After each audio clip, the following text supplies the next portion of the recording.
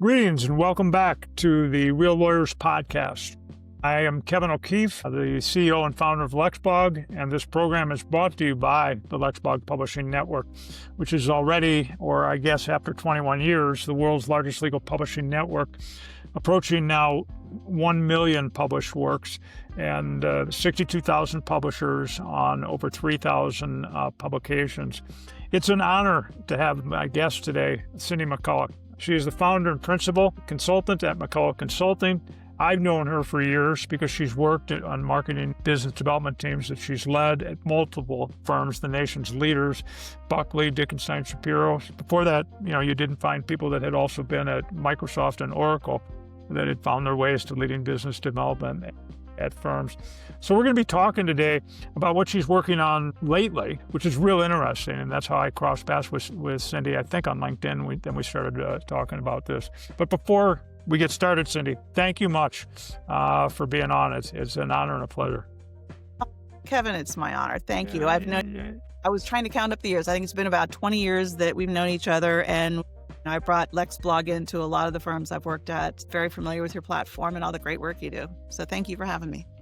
Yeah, I was thinking about that this morning. I was thinking, when did I meet the city the first time at various times? I mean, it was, when you think back on it, I mean, even then you were forward thinking that, gee, what is this publishing thing and what is this blog thing? I'm going to start to discover it, learn about it, bring it into people because, I mean, there were a lot of firms that said, well, nothing can be viewed as credible that would be published by a lawyer on the internet. And that would be assuming that we would even give information away for free on the internet. So you've seen a lot. Yeah, because I came in, I didn't start in law firms. I started in technology organizations and startup firms in the Bay Area. And my degree's in marketing, but all the things I was doing were technology and figuring out how to use technology in marketing departments to achieve your business goals and things like that. And so it was funny when I did start at Dickinson Shapiro in 2007, I think. They were very forward thinking for wanting to bring in a marketing technologist because law firms didn't have marketing technologists back then. So kudos to them for seeing that need. And I remember the first meeting I had with a partner, and he wanted to set up a blog, or at least he wanted to look into the possibility of setting up a blog. And I walked in the room, and before he would even talk about what a blog is, or he's like, no. He goes, what does HTTPS stand for? And I was like, what? Hypertext Transfer Protocol? And it was sort of like I had to cross this Rubicon. I had to pass this test, right? The troll under the bridge, in order for him to go, okay, I guess you know what you're talking about. Come on in. It was pretty fun. Well, I was curious, and I probably never even asked you. I mean, how did you make the jump from the tech side to, I don't know if it was responding to a notice of somebody looking for somebody in the law firm, or how did this all start? I mean, you didn't grow up. I wish I could say someone stole me away from Microsoft, but honestly, our whole team got laid off. It was during the bust of the 2007, 2008 bust, and the whole team at marketing at Microsoft got laid off. And so I was literally looking on Indeed. And that's where I found the job posting. And I thought, law firms, how different could they be? That was a tough landing. Trust me, how different they be. So that's how I got into law firms, and I've loved it. I mean, I love the brilliance of the people, the work that they do, figuring out new, with all of the different, compliance and regulations and challenges, figuring out how to get the message out and tell their story with technology. So it was a little bit of a learning curve. I remember the first day I spelled attorneys with an IES at the end. But that I did that once and I never did that again. But yeah, it's been great. And I've stayed in ever since. The intellectual experience is good. I've heard that more than once. It's not like being in another place because the people are operating at this intellectual level and having to address issues at lightning speed. There's a level of tension that goes on that does not exist everywhere. So no, and because they don't get marketing, or at least they haven't traditionally gotten, lawyers don't understand, the purpose of marketing. There is so much more of a sell that has to be done when you want to do something, when you want to implement a new program. So, I mean, honestly, I find that it makes you tighten up your business case because, it's not like you're going to go to a CEO and say, we're doing this because all marketing departments do this and everybody does this. You have to explain why this makes sense and why we're going to take some money out of your PPP and put it towards this. So it sharpened my game, I think. We ran across each other not that long ago because I was probably reading things about AI, and you were out there maybe ahead of me in looking at how law firms can use AI. And so then I think we jumped on the phone. Maybe we've had one or two calls or Zoom calls or whatever. How did AI arise in your world where you go, okay, this is interesting? Or maybe it did the first day when you heard about, the press conference and everything that's going on, or maybe it predates that. I have no idea. But why Cyndy McCollough and AI? How did it intersect? Yeah, well, I mean, the core of what I do is technology and marketing and figuring out Right. how they intersect and how they can advance value for organizations. And obviously, several years ago, AI started being like the buzzword popping up. And so working with firms to audit their MarTech stacks, part of that was figuring out where AI fits in, where can it fit in, where does it make sense? But honestly, what I've seen is a lot of it's fits and starts, but it makes sense, right? Just remember, I lived through the dawn of the internet, right? Mid 90s, where we were all excited about email. And then it was like, wait a minute, what is search? What is Google? And it rocked our worlds. We had to think about SEO. We had to think about different channels of getting our messages out. And so we've been here before, right? This is just a bigger, fancier, a little more terrifying internet boom. So, a lot of the same approaches apply, but I mean, right now, honestly, I could do nothing but work on AI and just cruise work on this for the next 10 years and hopefully retire. It's when you talk about MarTech, the only word that comes up right now with MarTech is AI. So Yeah, I that's bet. where that merger is. And Makes sense. yeah, I mean, yeah, it's interesting that Greg Siskine on as a guest last week. And I think we spent, probably too much talking about the history, going all the way back to Usenet groups and then a yeah, browser. Netscape and yeah, chat Yeah. boards. And how net all of a sudden he wanted to get out of a large firm and all of a sudden realized with this laptop that he bought, it had a modem. And the next thing you know, he was on Usenet groups and all of a sudden Netscape. So there was this, yeah, that it's an interesting context you then have that not everybody does as far as what technology can do and how dramatically things can change. And it's happened before. It's going to happen again.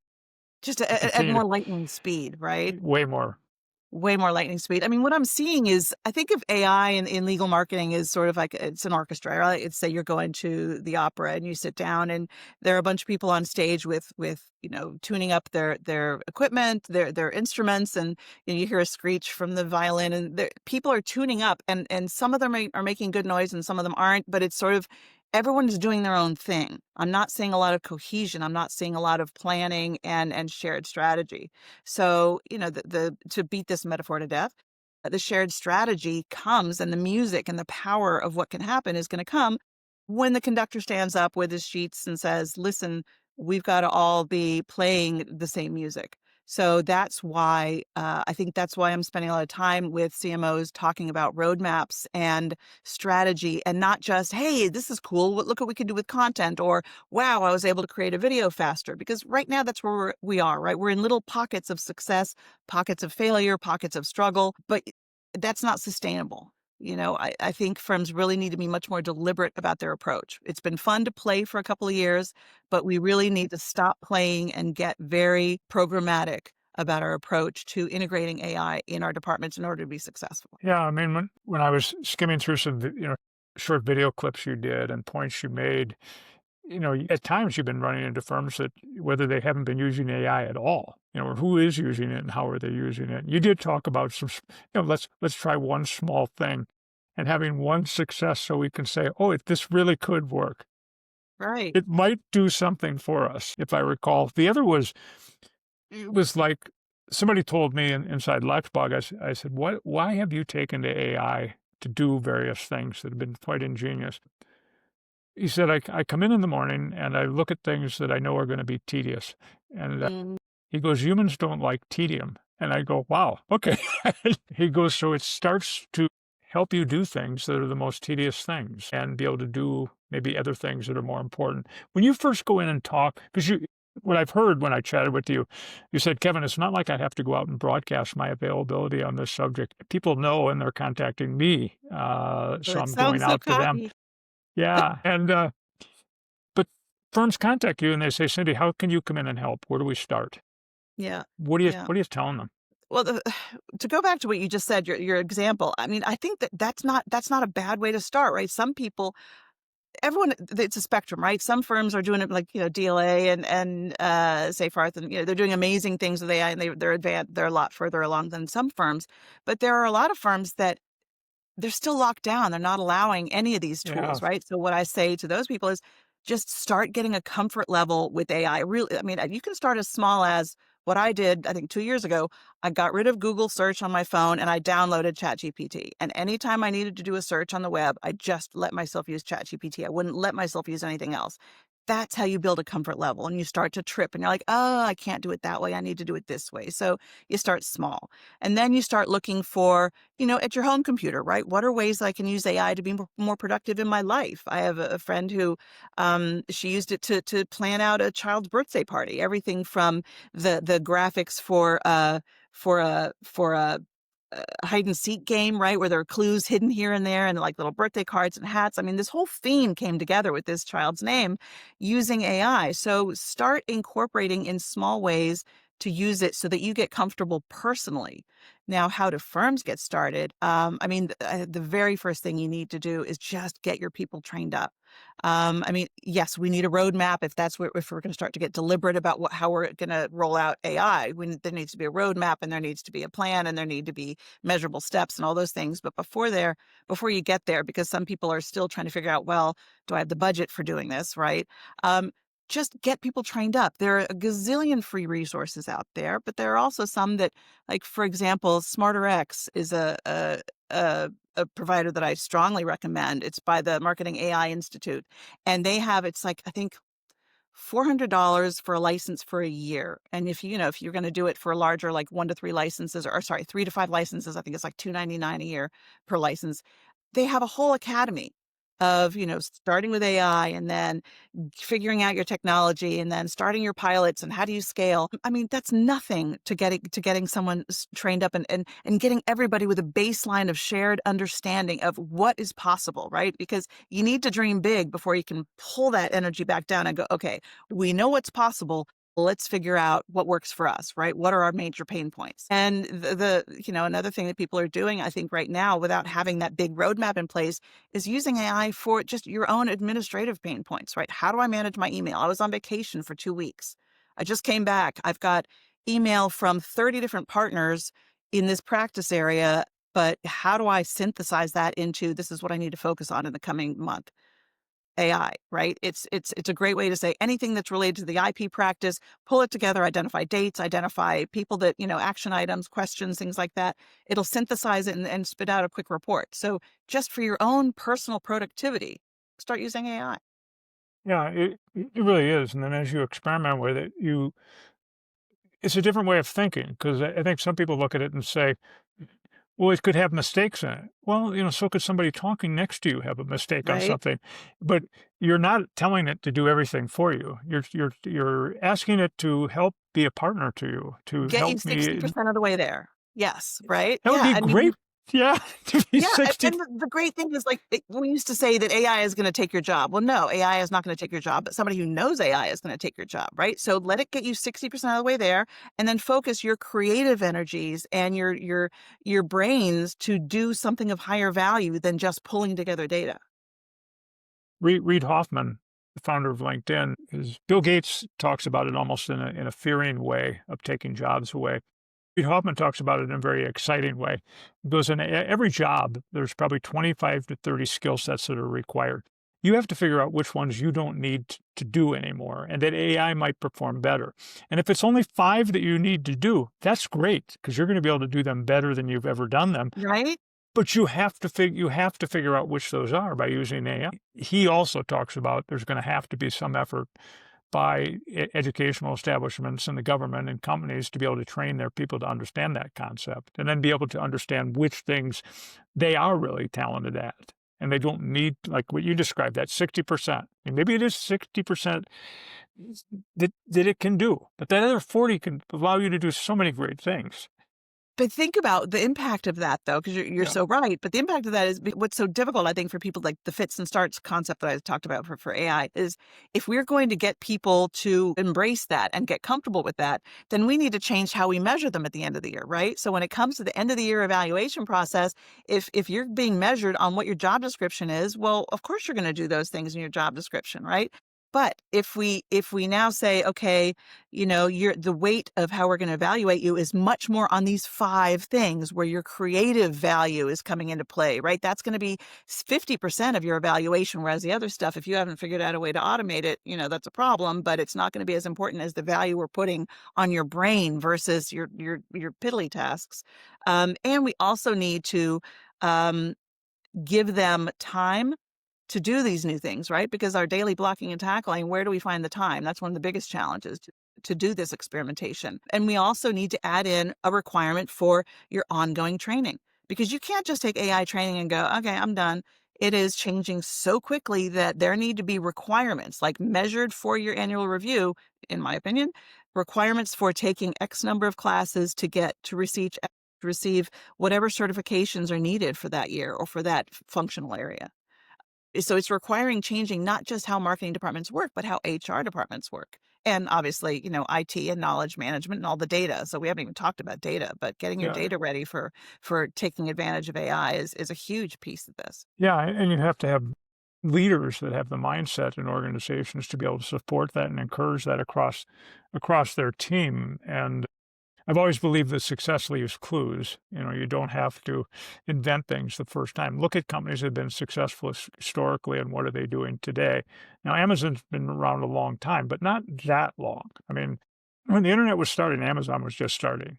So these things that we're talking about with how digital came around and law firms were going to start to use email, that was when Amazon started too. Yeah. Yeah. And they've just come out, with through HR and just said there will be no more promotions. There will be no more increases in pay for anybody that hasn't made substantial contributions to the bottom line through their effective use of AI. Now they're telling them to experiment, but they have to create that environment where people are being rewarded for experimentation and giving them the training where it's not. I know And in being allowed to fail, Kevin, I think that's really important, right? You and I talked before, and you're like, what's your one tip that you would give to CMOs? I was like, you need to have an environment, and you talked about it, right? Like it's the AI mindset. You need to build an environment where it's okay to fail because you will, right? What is the latest MIT study? 95% of AI projects fail. yeah.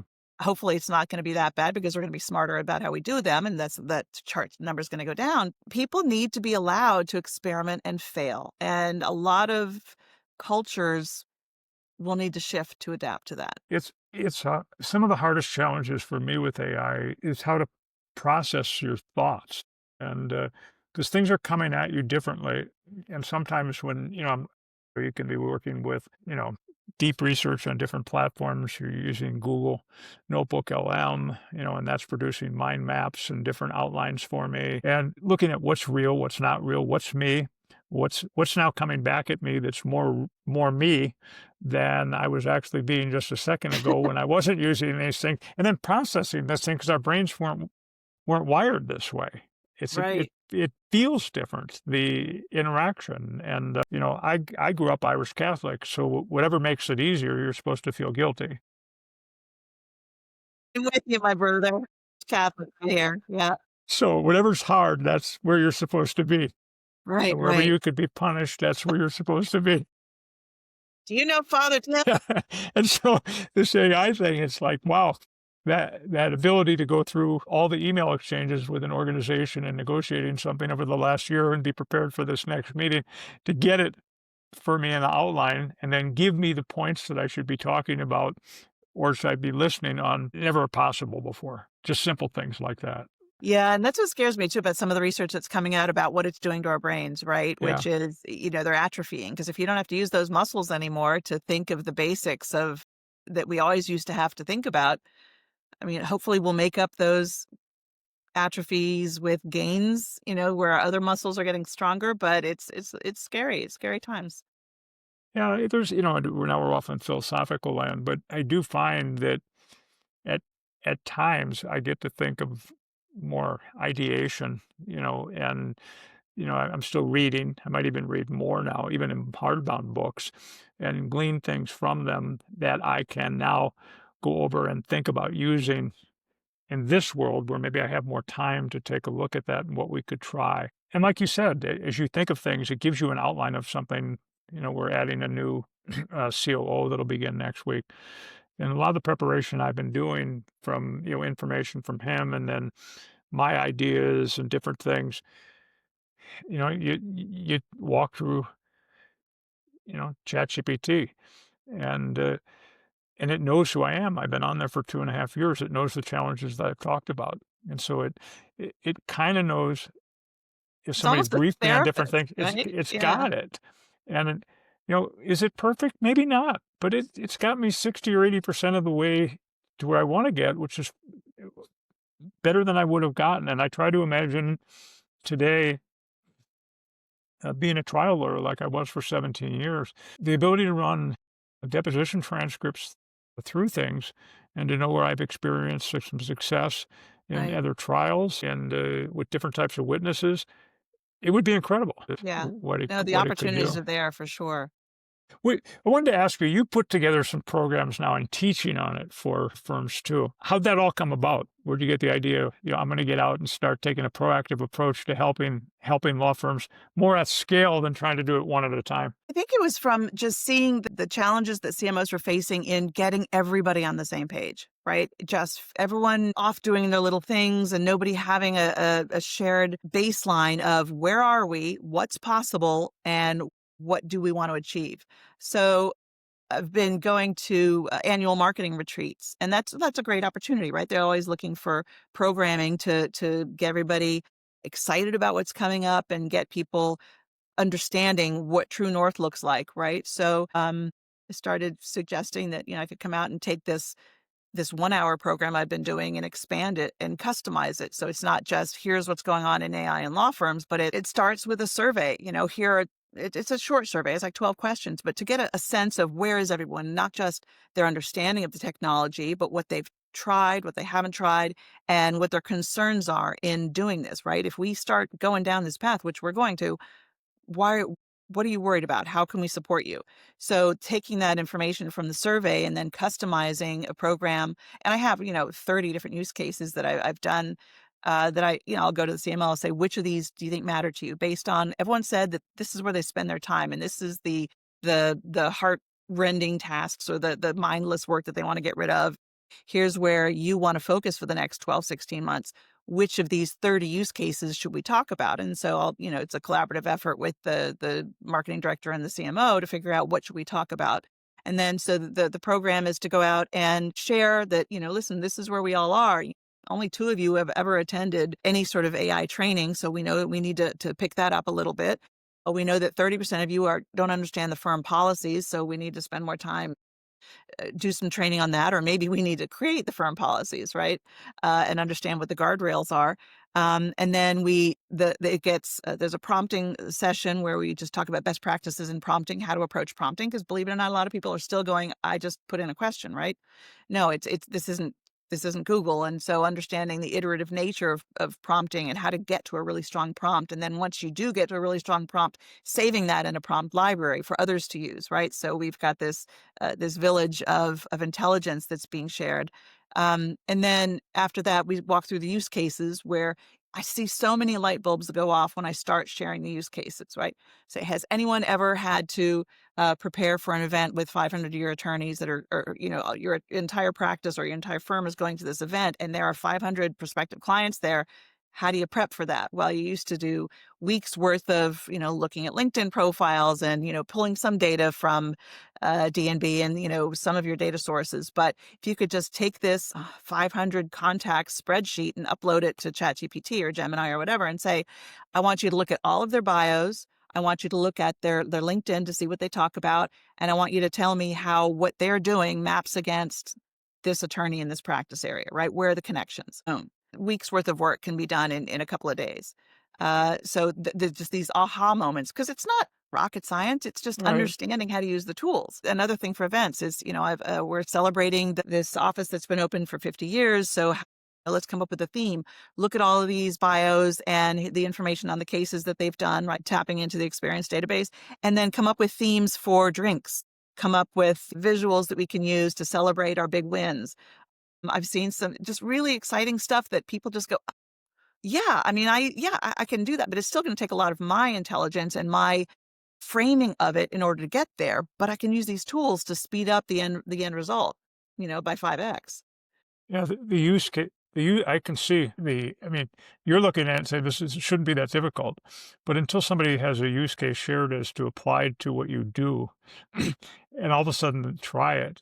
My neighbor, I live in a condo, and he's probably, I'm gonna guess 34, 35, works at Amazon, started there years ago, came out, did a startup, and went back. I said, what is it like now? Because I'm sure you don't do the same things. And do you feel threatened by AI? And he said, no, I don't really feel threatened by it. He goes, I'm a little bit sad about the interns that are coming from the University of Washington because we don't employ entry-level computer engineers anymore. He goes, but what used to take 4 days in development runs without me. He goes, it used to do 4 days of development where I'm actually sitting before a screen, and it's running right now, let's say over 4 or 5 hours, while I'm working on something else that is really a lot more fun. In his case, it was a particular large thing that Amazon was working on.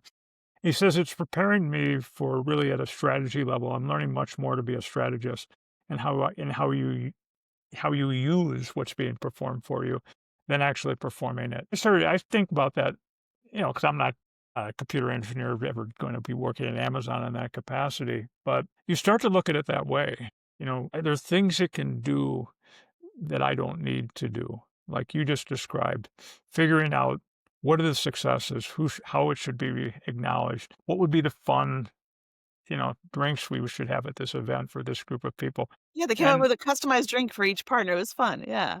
yeah, I mean, how long would that take you may not even think of that idea, let alone then ask what ideas may work for this audience that's telling you what the audience is. So you're operating at the level of a computer engineer. I love Go what you ahead. just said, though, Kevin, which I sort of get to, I think, in my survey, which is, go to people in the team and say, what are the things that you never have time to do that you would love to sink your teeth into, right? So put a list of 3 to 5 things together of, this has been on my tomorrow dream list, my vision board for years now. I just don't have the time, right? And then looking at the daily tasks they do, if we could take these 10 tasks away, look at what that makes room for, right? So this is not AI hurting you, AI taking your job. This is AI getting rid of the noise. Yeah, I mean, and I have no appreciation for what it's like working inside of a large firm day in and day out, but I can only imagine the stress level that's involved because of the demands that are placed on you by the lawyers and then what you have to get done. And you only have so many people on your team but I do know when people get an attagirl or attaboy, it feels good if they're on your team, if it's yourself, anybody. But man, what you just described, because I know those are bringing, wow, who thought of this? This is great. Yeah. And you're bringing a simplicity to AI. I thought when I was going to be sitting here talking to you, at first, there's ways to use data. We'd be talking about the way that you're putting data in and what it's telling you to do and different things like that. You're making it very real and very practical by use cases. And then walking through with firms examples of how they can try it to start to build their muscles. That's a good way to put it. Yeah, yeah, yeah. And there is going to be a lot of data, and there's going to be a lot of stuff that maybe wouldn't interest me, but it's things that they need to do on a daily basis. But some of the biggest use cases are, obviously content is the big dog, but competitive analysis and client research it's huge. I'm seeing a lot of use cases for figuring out, how to position your content compared to your competitors. I put together a prompt with one client where it was like, I want you to look at these 4 firms and look at their corporate governance pages and then compare it to what we have on our corporate governance page and then identify, what are we missing? What are we not taking advantage of that the others are? Or where are some opportunities for differentiation where we're definitely nailing this subsegment of that practice area that we can start taking more advantage of? Yeah. Just being able to point it at, and setting up a prompt that you can then use whatever, right? Oh, I'm going to look at this practice area and this section of the market today, and tomorrow I'll use that exact same prompt and just look at something else. So automating some of the basics of a practice strategy are also big use cases that I'm seeing. Yeah. There's no more voodoo thinking. I mean, there's no more, let's get everybody together for lunch and I think I want to write on this, or I want to do a blog publication on Voodoo this or that. thinking, love it. It's it's it's just nothing. I mean, it's like, when I hear that sometimes somebody says, "I think this." Well, did you run it through deep research? Did you do an analysis of where you wanted to go? I try to imagine young lawyers with the power of the internet in business development. You could be a Greg Siskine, that would be I would call him the godfather of internet making for legal, leaving a large corporate firm and starting immigration practice in Nashville where there was no immigration work by realizing he could leverage the net to be seen and that immigration was a lot by mail and not in person. The ability to say, this is my passion, this is where I'd like to live, this is how I'd like to support my family, where are the niche opportunities and why? Here, I think that's all. I think you can get out the magic wand and do some of the things like you're talking about to figure some of this out. I think you're right, and I think that especially I think this is a shorter term opportunity, but as firms are figuring this out for themselves, I think there are going to be agencies that crop up that do this for you, right? Because it's going to take time, and you know how law firms can sometimes move slower than the ice age. But I've thought about it, right? But I'm not going to do it. But agencies like service providers, service bureaus, that you can just toss this over to them and say, I need you to run this research and develop an AI prompt that gets me where I need to go, so I can get these reports on demand. I think that's going to be a great opportunity in the short term. I You're absolutely right about there's short terms to do this. I mean, there were a lot of large firms that didn't have websites to start with, and then some did. There were a lot of them. I mean, Fox Rothschild comes to mind as all of a sudden they realized, oh my God, we have a couple bloggers that their income is starting to grow. And it was because they went out and got monopolies on niches. Uh, Yeah, I and mean, I remember one of the guys that we had on LexBlog.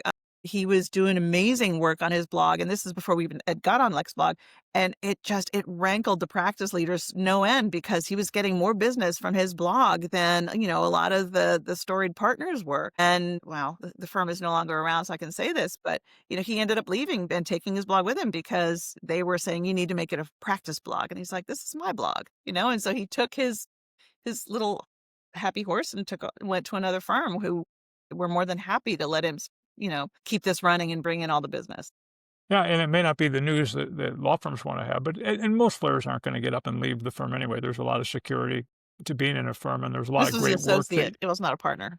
Yeah, yeah, there's a lot of great work that you get to do in a firm that might not come your way too, right. and the intellect level that you get to work with. But I agree with you that it might be that short time that you figured something out before other people figured out, and you got out and put yourself ahead of other people in a niche that maybe other people would catch on to later. What do you see the biggest mistakes being made right now? You're talking to firms, you're going, and you must be thinking, oh my, Yeah, yeah, yeah. I think it's just not having a shared vision. It's sort of, someone comes to you and says, hey, I want to spend, $20 a month on ChatGPT. Can you let me? That's fine. But if you don't have any roadmap for how you're going to get there from here, you're just going to continue to have little pops of, oh, that's cool, that's neat, that's fun, that's fine. You need to build AI mindset in all your people.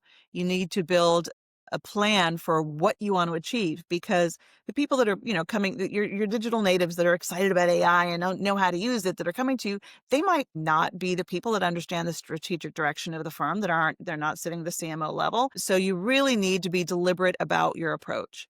I think that the fun and play, the Wild West is going away, and we really need to focus, because there are firms that are focusing and they're going to eat your lunch if you don't. So, the biggest mistake is trying to wait until the dust settles, quite honestly, and the dust ain't going to settle, right? yeah. It's a lot like anything. You can have that vision. Okay, we want to be this, but there has to be some strategy applied as to how we're going to get there. And to map it out. At the firm height levels, where do you see this being driven by in an AI culture? Does it come right from the executive chair, the managing partner? Mm. Where is it coming from that you see? Yeah, I'm seeing three different models. That's a great question, and I won't bear the lead. I think that the middle model is the more important one.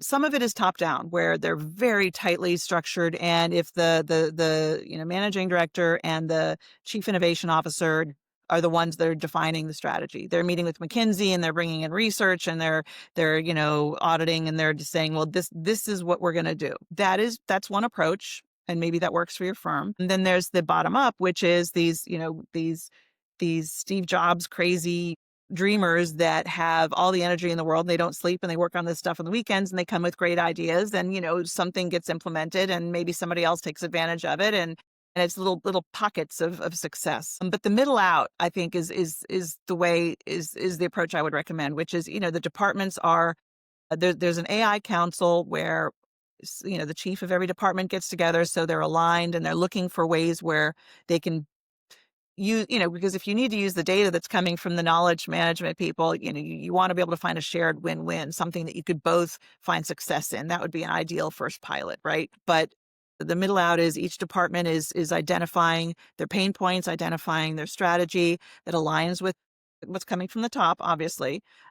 And then, figuring out what their KPIs are, because they're going to be different for every department.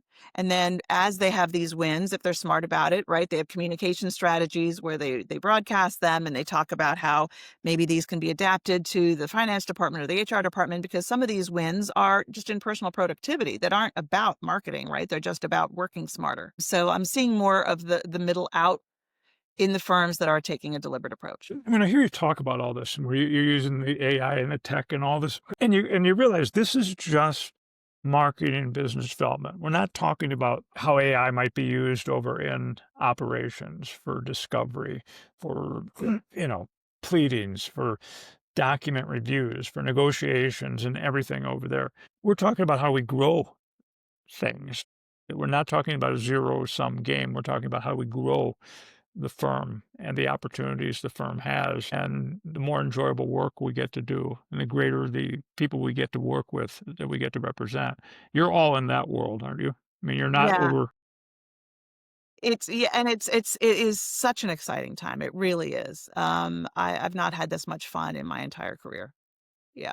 And because what I love about it is I'm constantly going from the top level, meeting with the chief officers down to the bottom to understand, excuse me for saying the word bottom, but to the entry level, just working with everybody at every level to understand their processes and their workflows, because whatever you want to achieve, it's going to require help from all different levels, all different departments. And then I'll bounce back up to meet with the senior managers to figure out, what is it that you're delivering at the end of the day and how are you measuring it and who are the people that are involved in the process, and then back up to the chief. So it is bouncing all over and intra department. So yeah, it's a lot of fun. Yeah. And the fascinating thing is I talked to you, it's not that long ago. I mean, I think it was Chicago in June, and Yeah. it was an analysis of everything in AI. And a grid was put up of the amount of money that had gone into all AI and the law. These are all legal tech AI things. 30 things were funded in the last 60 days.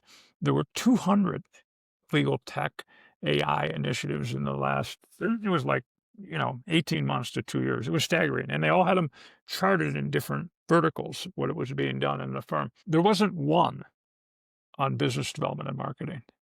Not one. That shocks me. Well, I was sitting there and I'm looking at this and I'm mentioning it. I texted somebody about it. I said, it's blowing me away. I said, what we're talking about here is all a zero-sum game.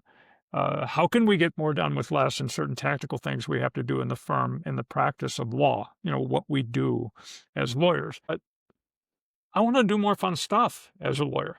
I want to do what's more, and it could be more rewarding financially. And how do I leverage AI to grow the business? Things get so siloed in the law. Here we're sitting at a conference with really some bright people across various areas.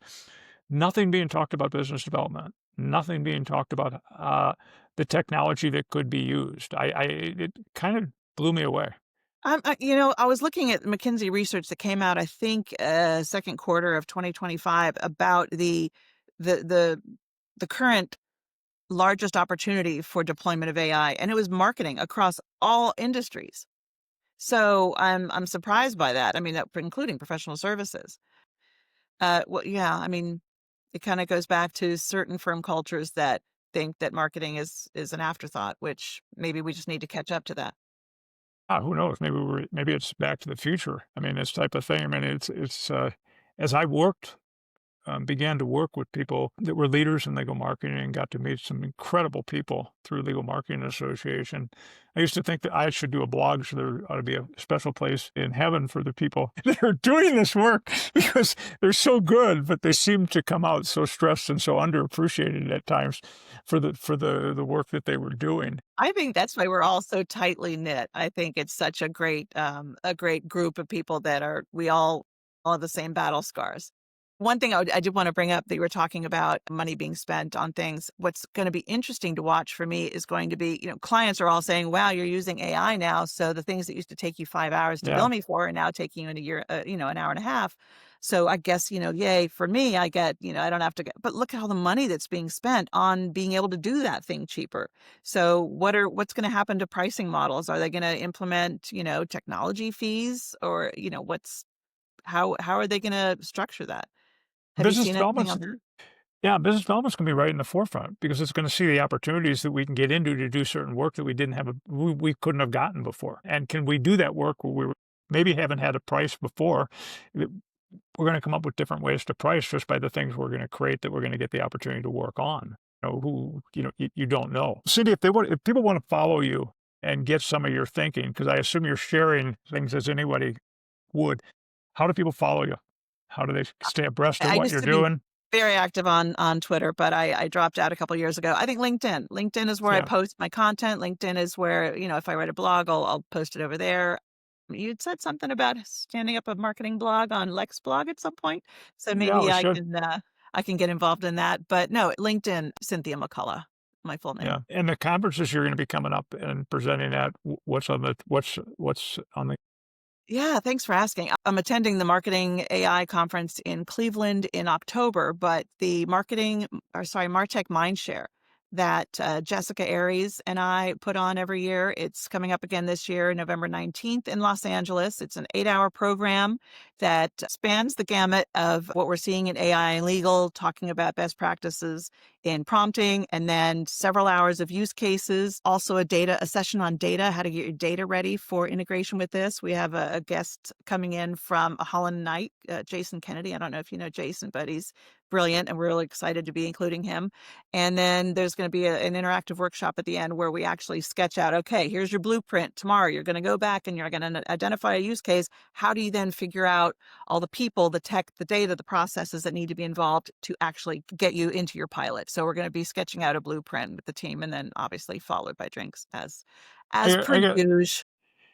I got one last question. I mean, what do your kids and your husband think? How did mom become AI mom? And, It's more now bringing it to the law. It's more my father-in-law that's a little astounded. He's like, "You're doing what?" Which is pretty funny. My husband is in tech as well. He's a VP of IT. So I love being ahead of him on this, which is I've never been ahead of him on anything IT related, although he still helps me figure out how to set up my sound settings on my computer. But he loves it. They're great. They're having a lot of fun, like learning the things that I'm learning. That's great. Thank you very much for being on. I mean, I learned so much. I mean, selfishly, the best thing in a podcast is to invite somebody that you'd like to talk to, and not just that you get to ask the questions, you get to listen, have a conversation, as opposed to watching somebody else do it. So it's been a pleasure and an honor. Thank you very much. Thank you, Kevin. I really appreciate it. Thank you so much. Good to talk to you. I'll see you this fall, I'm sure. You will, if not before. Well, I guess it's going to be this fall, starting in about another week. Listeners, if you haven't checked in with us before, you can get a hold of the Real Lawyers Podcast any place that you can listen to podcasts. The podcast is also a video via YouTube. You can see it on my blog. Real Lawyers have blogs. Be sure to subscribe, and I'd welcome any feedback from anybody on, what am I doing right and what am I doing wrong. This is new. I'm only 2.5 months into this. Thank you very much for joining us, Cyndy. Good to see you, Kevin. Bye-bye. Likewise.